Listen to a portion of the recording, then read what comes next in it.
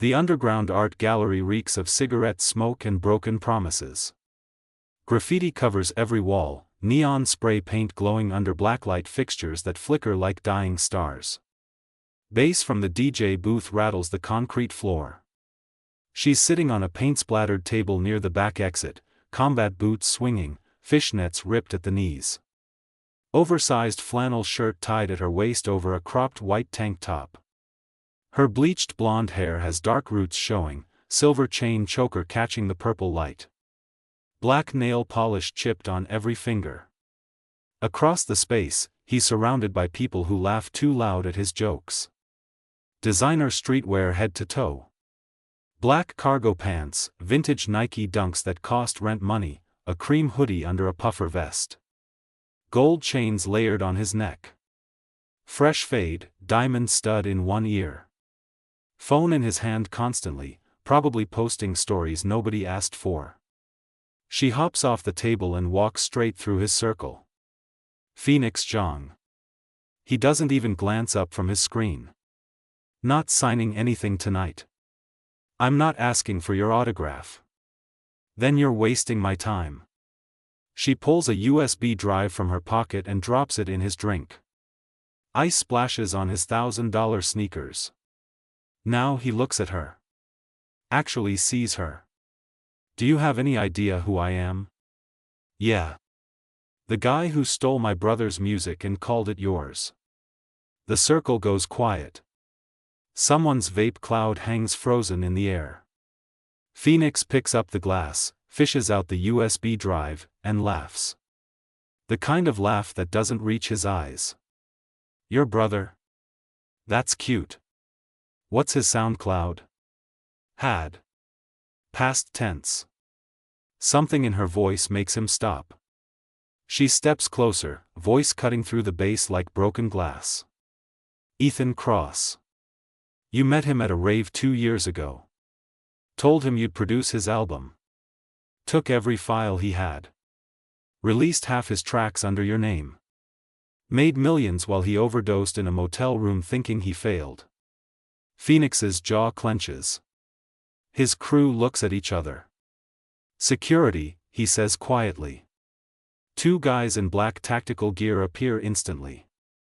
But she doesn't move. Just stares at him with eyes that have seen too much. That USB has every text. Every email. Every promise you made and broke. I spent 18 months tracking this down. So either we talk, or I upload it everywhere and watch your career die in real time. The guards grab her shoulders. She doesn't resist.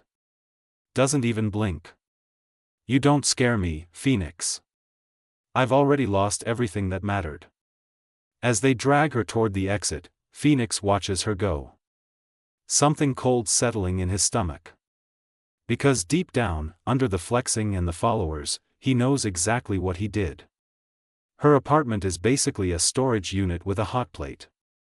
Sleeping bag in the corner. Folding table covered in notes and old hard drives. Her phone buzzes. Unknown number. How did you get my number? Phoenix's voice. Angry but curious. Same way I got everything else. I don't quit. Silence on the line. Then. Meet me tomorrow. Alone. And bring proof. She hangs up without answering. Through her cracked window, city lights blur into shapes that look like ghosts. The abandoned warehouse smells like rust and rain. Skylights broken overhead, moonlight cutting through in silver beams. She's already there when he arrives, sitting on a metal drum, hoodie up now over her head. Same ripped fishnets, but she's wearing an old band tee under the flannel this time. Doc Martens caked in mud. Phoenix walks in wearing all black. Joggers, puffer jacket, face half hidden under a baseball cap. Trying to look casual but his hands are in fists.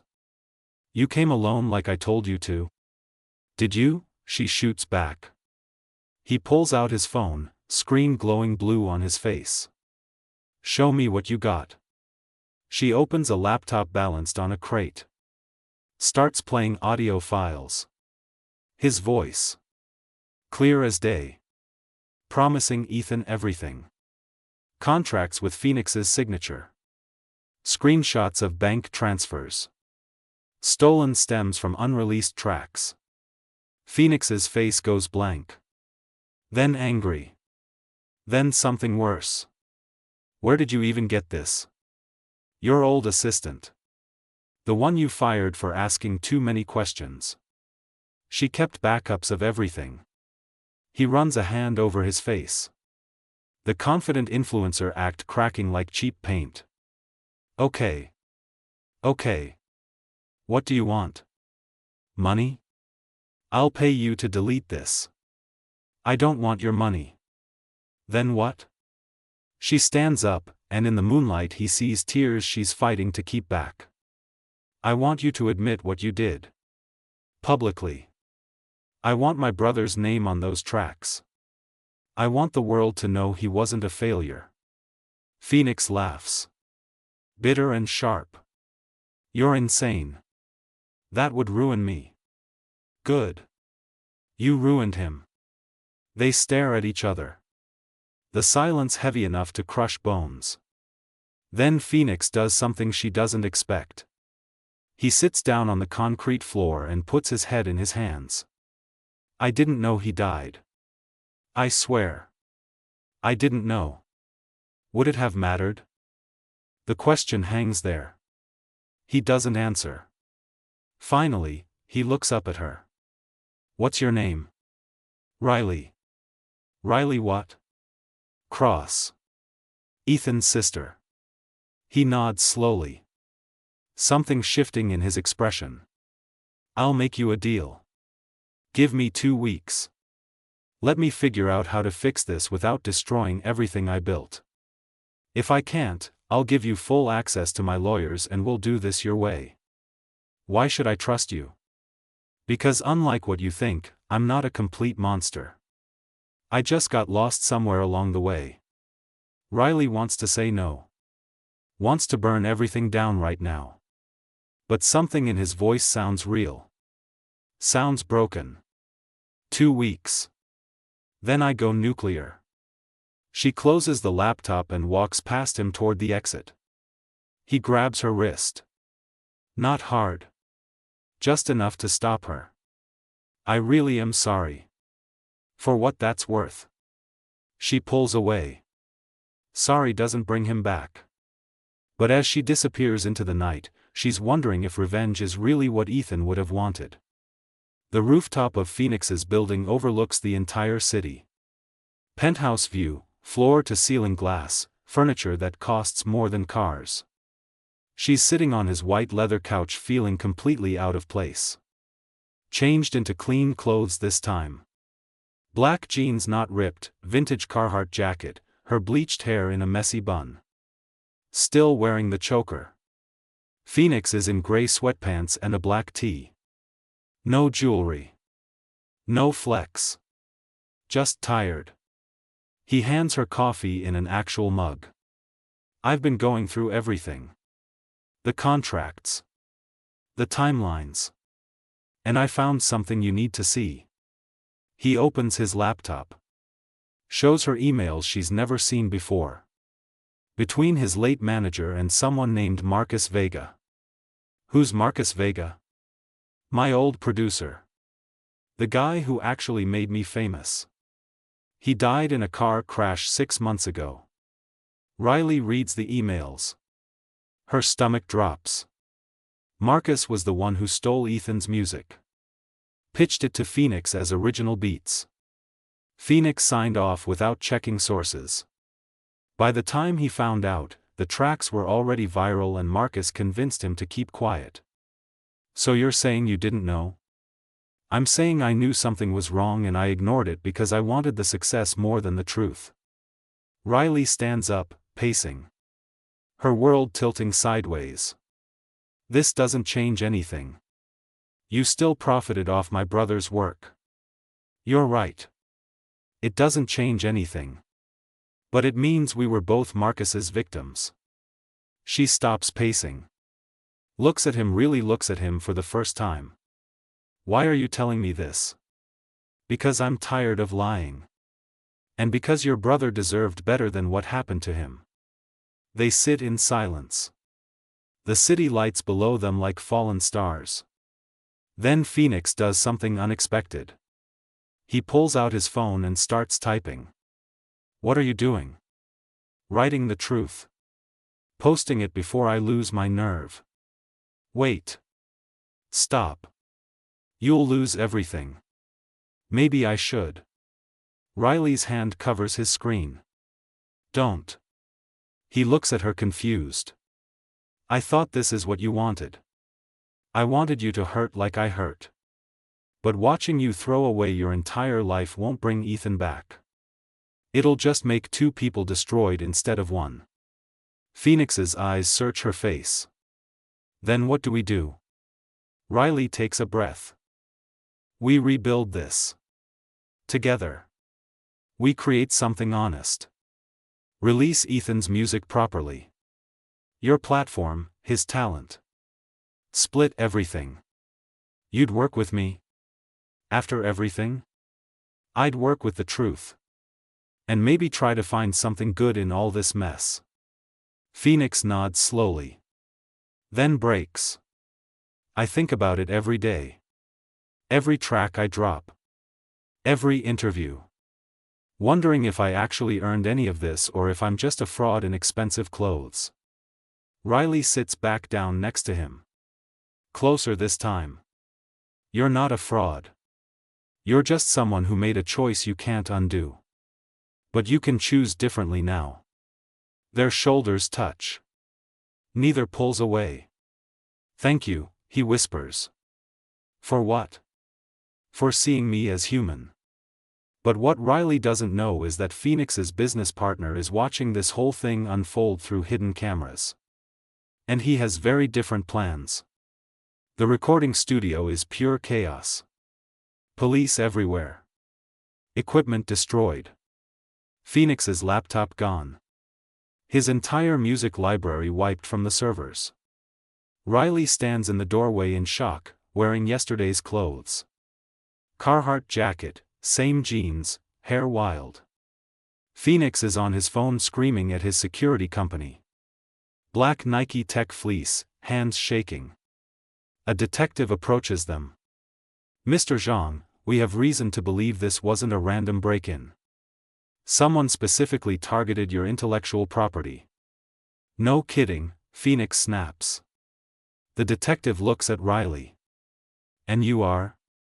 A friend, Phoenix answers before she can. After the police leave, Phoenix collapses into a chair. Riley kneels in front of him. Who would do this? I don't know. But everything's gone. Your brother's files. The evidence. The masters we were working on. All of it. Riley's phone buzzes. Unknown number. Again. She answers. Riley Cross. Male voice. Smooth. Dangerous. Who is this? Someone who knows Phoenix Zhang isn't the saint he's pretending to be. Check your email. The call ends. Riley opens her email on her phone. Her blood runs cold. Photos of her and Phoenix on the rooftop. Transcripts of their conversations. And a video file labeled Truth. She clicks it. Her hands go numb. It's Phoenix. 3 years ago. In a meeting with Marcus Vega and another man. They're discussing how to steal unreleased music from underground artists. Phoenix is laughing. Planning. Actively involved. Riley? What is it? She can't speak. Just turns the phone to show him. Phoenix's face drains of color. That's not real. That's edited. Riley, you have to believe me. Is it? Because that looks pretty real. I swear on everything I never. Riley. Please. But she's already backing away. You lied to me. This whole time. The story about Marcus. The guilt. All of it was just to manipulate me into helping you. No. That video is fake. Someone's setting me up. Who? Who would even have this? Phoenix stops. Realization hitting him like a truck. Jared. My business partner. He's been trying to push me out of the company for months. He must have deepfaked this. Riley wants to believe him. But trust is a bridge already burned. I need to go. Don't. Please. Let me prove it. She's at the door when he says the thing that stops her. I'm in love with you. Riley freezes. Turns slowly. What? I know it's the worst timing. I know you hate me. But somewhere between you threatening to destroy me and us rebuilding together, I fell in love with you. And I'm not letting you walk away thinking I betrayed you again. Tears streak down her face. You can't just say that and expect it to fix everything. I'm not trying to fix anything. I'm trying to tell you the truth before I lose the only real thing I've had in years. Riley's phone buzzes again. Another email. This time with a message, come to the pier at midnight alone or this goes live everywhere. She shows Phoenix. It's a trap, he says. Then I'm walking into it. Because I need to know who's doing this and why. I'm coming with you. No. This started with me and Ethan. It ends with me. She leaves before he can argue. The pier is dead silent except for water hitting wood. Midnight fog rolling in thick. Riley stands under a broken streetlight wearing all black. Hoodie. Jeans. Boots ready to run. Her brother's old jacket tied around her waist like armor. Footsteps behind her. She turns to see a man in an expensive suit. Mid-40s. Gray at the temples. Cold smile. Jared Kane, Riley says flatly. Smart girl. Why are you doing this? Jared circles her like a shark. Because Phoenix Zhang is worth more destroyed than alive. Insurance policies. Contract buyouts. I own 40% of his empire. If he goes down in scandal, I get controlling interest and liquidate everything for billions. You're willing to ruin someone's life for money? I'm willing to get what I earned. Phoenix rode Marcus's talent to the top. Now he's riding yours. He's always been a parasite.